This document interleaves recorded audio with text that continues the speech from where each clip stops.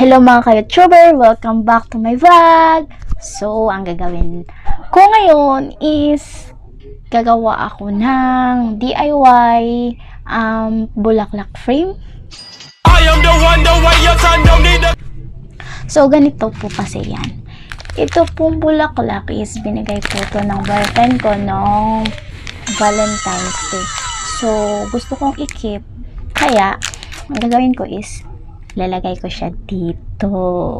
First time ko kasing makatanggap ng bulaklak galing sa kanya for almost 5 years kasi hindi siya yung lalaking nagbibigay ng bulaklak, kasi yung binibigay niya is foods para hindi daw masayang. But nagulat na lang ako kasi bakit? So, kaya, para hindi siya malata, para hindi siya mabulok, is ilalagay ko na lang siya sa frame. So, abangan!